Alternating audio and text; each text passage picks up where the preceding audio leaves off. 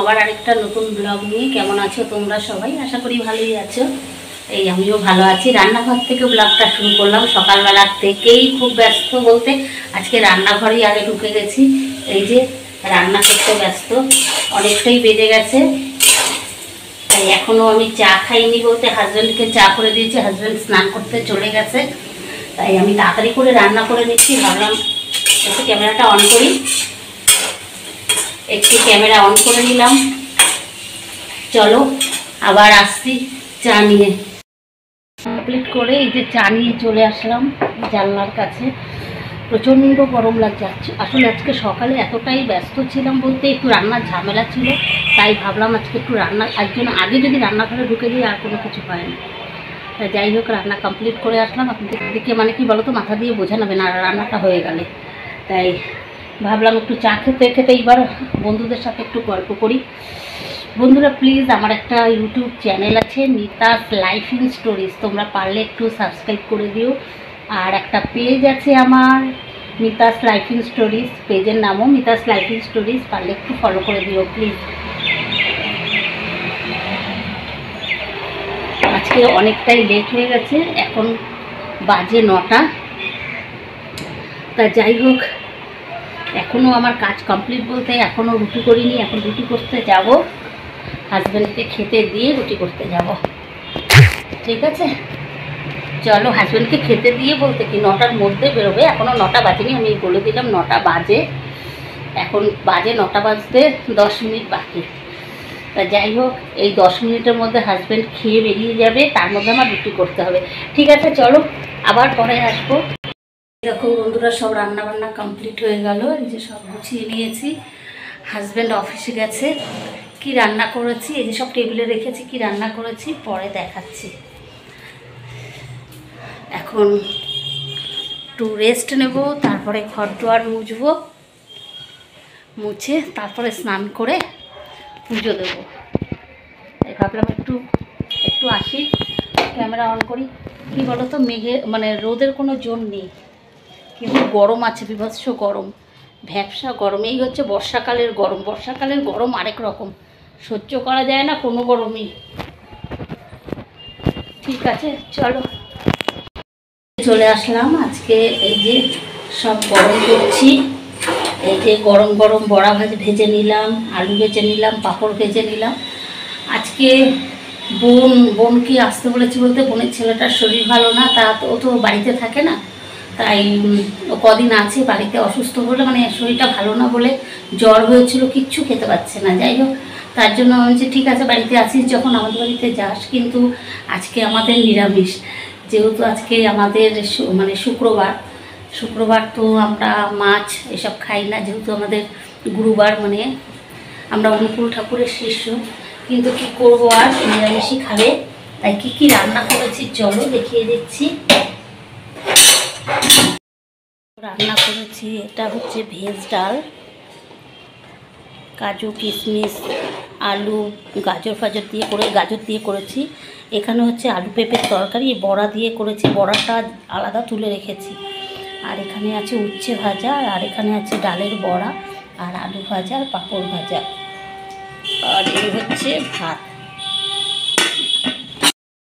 নিরামিষ, কিন্তু কিছু করার নেই। যাই হোক আমি জাস্ট এইমাত্র সব খাবার দাবার গরম করলাম, বড়া ভাজলাম, সব কিছু করলাম। বোনও ফোন করেছে, চলে এসছে নিচে।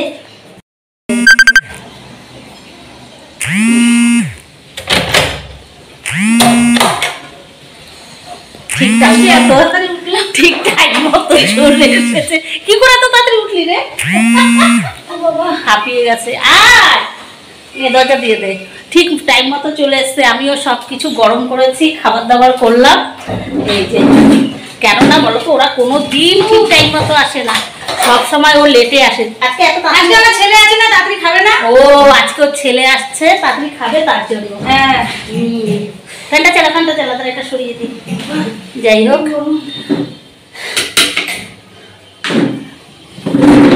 এখন আমরা খাওয়া দাওয়া করবো।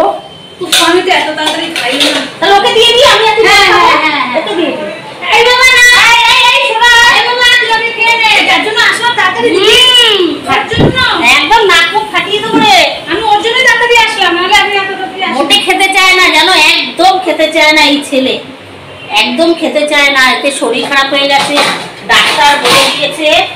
ডাক্তার বলে দিয়েছে ও কিসে, ও টেনশন চিন্তা করে, ও কিসের চিন্তা, দাঁড়া সব রিপোর্ট সব ঠিক, রিপোর্ট করেছে, রিপোর্ট সব ঠিক আছে, চিন্তা করে কিসের চিন্তা, কটা বউ আছে রে, বউ আছে নাকি কোথাও, ও চিন্তা করে, চিন্তা করে করে ওর শরীর খারাপ, ডাক্তারও বলে দিয়েছে।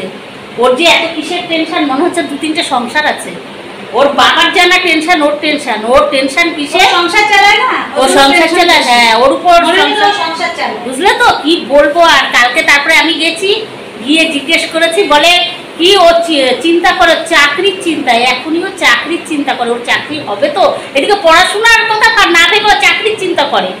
কি বলবো বন্ধুরা, তোমরা কমেন্টস করো, কি বলবো। এই হচ্ছে আমাদের ছেলে, আরে গুণবতী ছেলে, একদম খাওয়া দাওয়া করে না, বদমাশ হয়ে গেছে। ঠিক আছে চলো, ওকে খেতে দেবো, আমি আর আমার বোন একটু পরে খাবো। এই যে চলে আসলাম রান্নাঘরে, এখন চা আর টিফিন হবে। এই যে অলরেডি চা বসিয়ে দিয়েছি, ওই চিড়েটা ভেজে নিলাম, এই দেখো মুচমুচে একদম। এখানে আছে ঝুরি ভাজা আর বাদাম আর কাঁচা লঙ্কা। চা বসিয়েছি, যে চা হয়ে গেল, আমাদের দুজনের চা। এই হচ্ছে চিড়ে ভাজা, খেয়ে দেখো দুর্দান্ত হয়েছে। এই যে আমরা দুজনেই টিফিন করতে বসলাম, হাজব্যান্ড বাড়ি থাকলেই তাহলে টাইম মতো খাওয়া, টাইম মতো টিফিন সব হয়, কেন এ খুব উৎপাত হয়। হ্যাঁ আজকে চিড়ে ভাজাটা দুর্দান্ত হয়েছে। আমি এটা দেখেছি যে সবাই দেখছি, সব চিড়ে ভাজার রিভিউ করছে নানান রকম, দেখো হেভি ভালো হয়েছে একদম। এই যে পুরো আওয়াজ দেখো, হেভি হয়েছে চিড়ে ভাজাটা। কারণ আমি তার সাথে কাঁচা লঙ্কা ভাজা, শুকনো লঙ্কা দিই, সবাই শুকনো লঙ্কা দেয়, কিন্তু আমাদের যেহেতু শুকনো লঙ্কা খেতে চায় না, এর জন্য শুকনো লঙ্কা দিই। চিড়ে ভাজা করতাম, কিন্তু আমি না অনেকটা নিয়ে ফেলতাম, তাই আমি ভাবতাম যে এত সুন্দর হয় কি করে। তবে কি বলতো, এটা টিস্যু পেপারে রাখা উচিত ছিল। চিড়ে ভাজাটা যদি টিস্যু পেপারে রাখতাম না, তাহলে এই তেল চিটচিটে ভাতটা থাকতো, আর এটা কৌটো করে রাখা যায় অনেকদিন, জানো। তাহলে এই তেল চিটচিটে টিস্যু পেপার নিয়ে আসবে, টিস্যু পেপারটা ছিল। সবাইকে দেখছি, হ্যাঁ সবাইকে দেখছি কি সুন্দর চিড়ে ভাত, যেটা আজকে আমার মনে হলো। তো তবে এর মধ্যে একটা মশলা দাও, এটা ওই গোলমরিচের গুঁড়ো দিলে আর একটু গরম মশলা গুঁড়ো করে, হ্যাঁ গরম মশলা দেয় ওর মধ্যে, ভাজাটার মধ্যে মাখে।